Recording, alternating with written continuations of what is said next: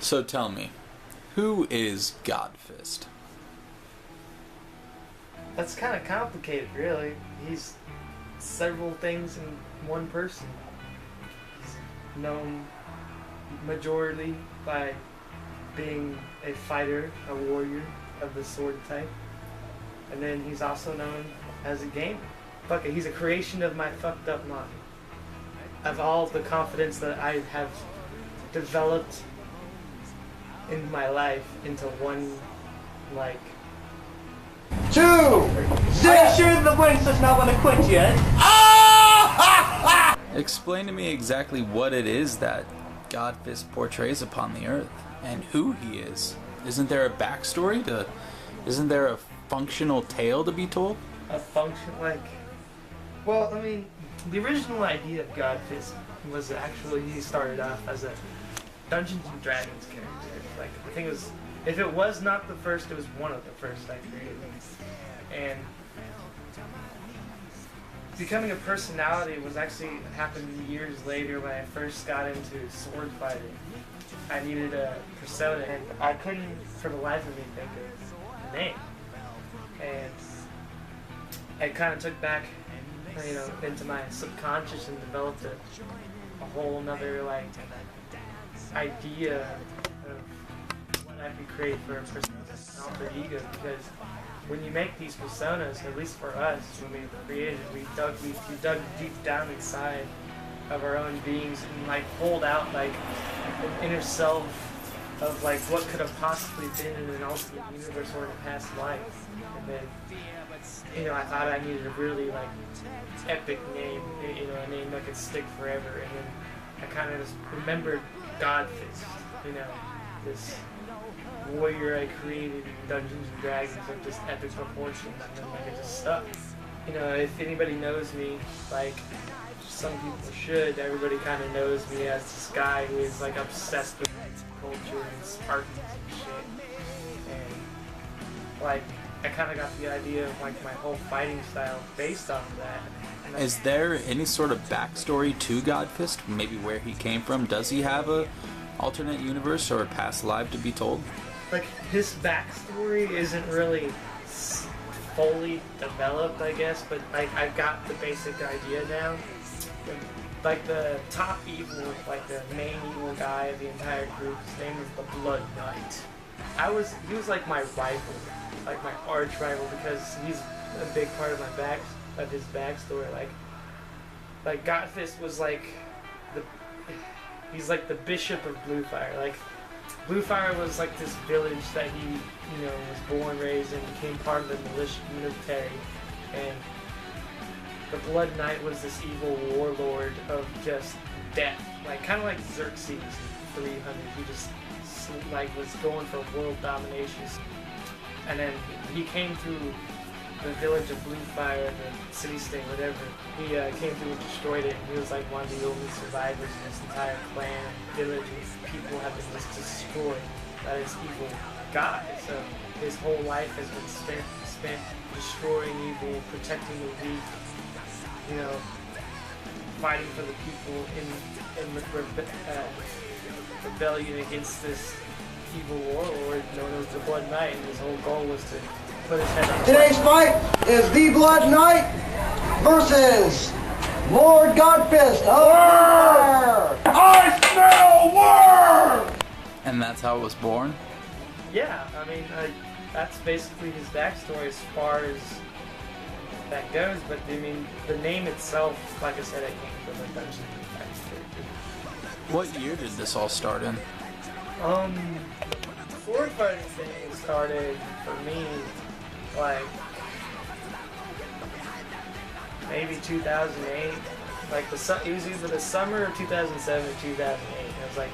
How old were you, like 14? Yeah, about 14, 15. I kind of got introduced into it by my older brother, though. In its very infancy, we didn't have really a rule set. We didn't have, like, you know, basic safety rules, because we were just going out there with fucking wooden swords and stabs and just beating shit out of each other. And we didn't have helmets or anything, so if someone got caught in the face, they just got caught in the face.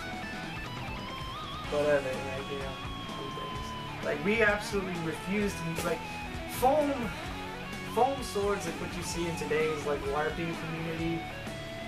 They're, like, the general, like, use of safety. So Let's just not talk about foam swords. Let's leave that out. So you get it, like, it's just gay. Like, we were probably the most hardcore, like, realistic sword fighting group in Wichita that I know of, besides, like, the Black Hearts, which they were more like fencing. Our group name was Abstract Dragon because us as like a group was abstract. There was so many different styles. Like me and Lord Hamilton, we were like the iconic sword and shield guys. And like we had guys we used katanas. We got guys that used giant like great swords. When we fight, we don't go to crack each other's heads and like destroy each other, but we at the same time we're not going easy. Like these hits hurt. I want to get back to the Godfist. Alright, I want to get back to where this all began. It all started, there's a point to the story. Godfist seems to have a dark past. Godfist seems to have an enlightening future. Saving what needs to be saved. He's a hero, he defeats evil. But you gotta bring into question the name itself of Godfist. Do you want to impose the will of a god upon people? In terms of Dungeons and Dragons, I've often been referred to as a paladin. I'm not the type, but at the same time I always dispute that because I'm not going around boasting about God. I mean, Godfist, in a sense, is a worshiper of, like, closer to Greek gods. So, I mean, I wouldn't say that he wouldn't, but, like, me, in my everyday life, I'm not going around, like, praise, you know, Zeus or, you know, stuff like that. Like, I'm like a paladin, but not being a religious paladin. I guess that makes sense. So I guess I could say I bring down the force of a god, but without the point, like, because the preaching needs to go to the clerics, pretty much. Like, So you're not a god, but you would say, and you go as far to impose the ideal of bringing the strength of the gods down upon your enemy. Henceforth, being named Godfist, representing the fist of God, the action of bringing down that almighty force as a way of imposing your will and saying, look, this is how things need to go, this is where it's gonna go, this is how it's gonna go. I am Godfist. I'm fucking Godfist.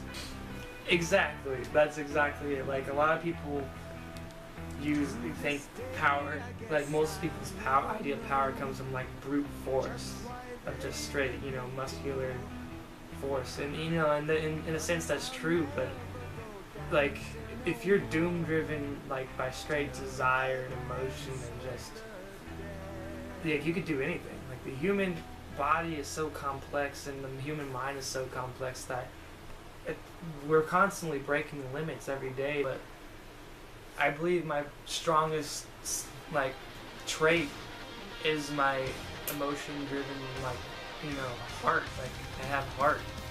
And I just said, like, once I get my heart determined on something, like, it's just hard to deter it away from getting what I want, out of it. And if I don't get it, I turn into, like, I get this deep, dark depression of failure if I cannot, like, do it. Like, if I fail, I get this idea that I'm just, like, this worthless human being in this. So you are driven to succeed in life. In a sense, yes, but at the same time, like, as of late, like, I've had no motivation. Like, Is it because your challengers have perished to the fire of the fist that is Godfist? What? You know what I'm talking about. No, just repeat that. It's like, Is it due to the fact that your challengers have perished? You've been knocking any and everything down. I seen that, just so you know. Ooh. Winner! Winner! Lord Godfist! Love that shit. Yeah! Like it's nobody's... I heard that you took up chess. And you scored points on one of the best chess players in all the land. You mean Wichita? Yeah, all the land, Wichita.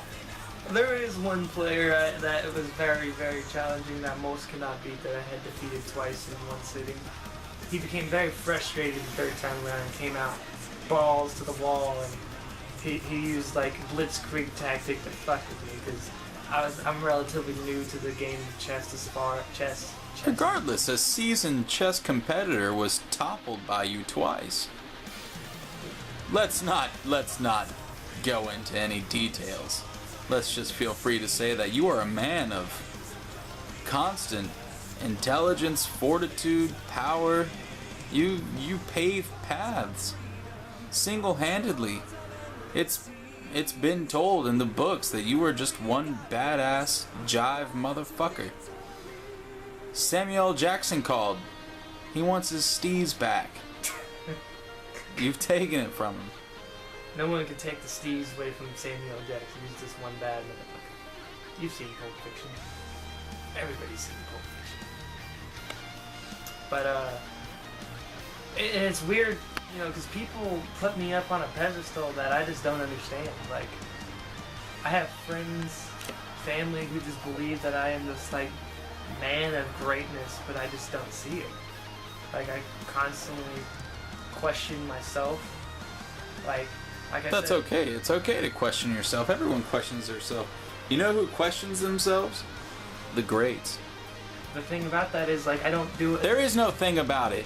The There- greats question themselves so that they... Stop it. Stop it. I will And take move. off my pants. Don't you take off your pants. I will fucking take off my pants. Don't you dare take off your pants. This interview is concluded. Don't stop taking off your pants.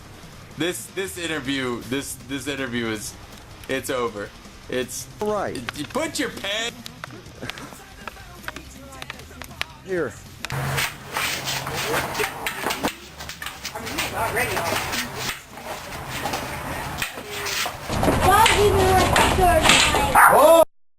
Holy shit, things just got a little bit PG-13 right there. Sorry about that, guys. It was all in good fun and just to make things awkward for him. Thank you for watching part 1 of Godfist'S interview. Stay tuned for part 2 coming up soon, where you learn a little bit about the gamer side of me. If you liked what you saw, like, comment, and subscribe. Thank you for watching. Godfist out!